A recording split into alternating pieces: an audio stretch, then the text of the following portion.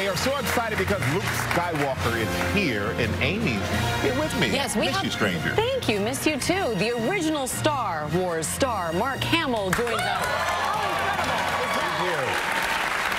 So we didn't see you until the final moments of The Force Awakens. What was your initial reaction when you found out you were returning just for one scene?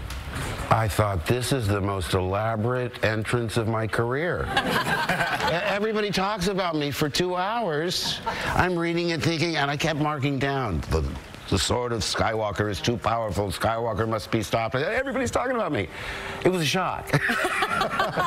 It was a big surprise, but I think there are much bigger surprises in The Last Jedi. In fact, the most important line I think Luke says is, "This is not going to go the way you think." Oh, wow. And when I read the script, I was stunned.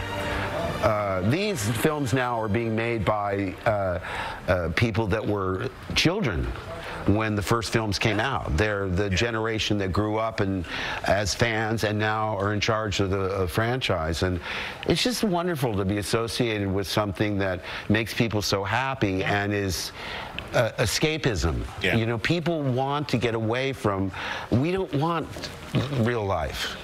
It's too harsh, and that's what I'm in. I'm in the escapism business. And you've been at this since 1977. So yeah. What made you come back for this new generation of films? Well, it was kind of intimidating because we never expected that. We thought if they do another trilogy, it wouldn't involve any of our characters. It'd be all new characters. So I thought, well, it's all or nothing. It's got to be Harrison and Carrie and all of us. I said, well, Harrison will never do it. You know, he's so accomplished, and you know, I thought for sure that he would say no. When I read in the paper that Harrison had signed for Harrison Ford, I said to my wife, well, I've been drafted. Me too. Yeah. And there's no turning it down now. You mentioned Carrie Fisher. She makes her final appearance in this latest film. Carrie. You all were friends for 40 years? Yeah. How would you describe your relationship with Carrie? It was intense because we blew hot and cold. We'd hate to admit that we were more like each other than we would have said ourselves. In fact, when we found out that we were twins, we both went, oh, are you kidding me? You're just doing this to top that... I thought you guys were romantic. It really bothered me when I was watching it the first time. I was like, what, they're brother and sister? Imagine how I felt. Yeah. I mean...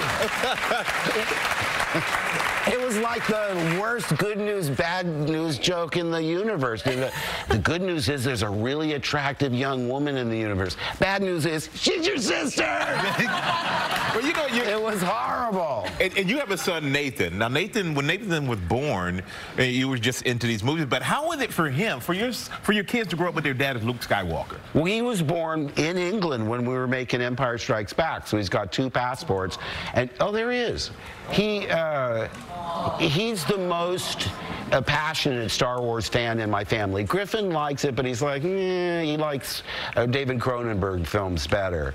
And Chelsea is also a fan, and she's also my personal assistant, and so, you know, I keep my family together. But, you know, I heard on a sleepover the boys talking, you know, with their friends, and their friends were saying, it must be so cool to have Luke as your father, and Nathan goes, Luke Skywalker doesn't tell you to clean up your room and do your homework. That's amazing. And speaking of sons, by the way, and speaking of being a dad, the internet is obsessed with your look-alike, Sebastian Stan.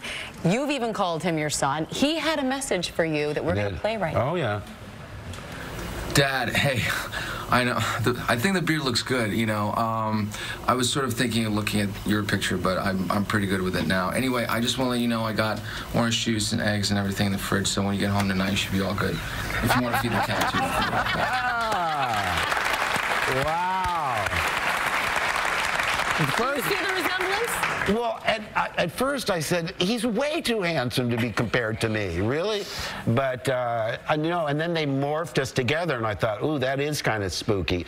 But he's a wonderful actor. People say, will you support him to be, you know, the young Luke Skywalker when they make those movies? And I thought, he doesn't need me. He's an accomplished enough actor to get it on his own, and I shouldn't put my thumb on the scale because it's not my choice. It's Disney and Lucasfilm, you know, and I don't want to, you know, cut short any other potential Lukes. But he's definitely a contender. Oh, yeah, and I'd love to work with him. Heck, I'd play his father any day. That's well, great. I tell you what, we're glad that you came here to work with us today and talk about the movie. And it is Star Wars The Last Jedi. It is flies into theaters December 15th. Mark Hamill, everybody. Now let's go over to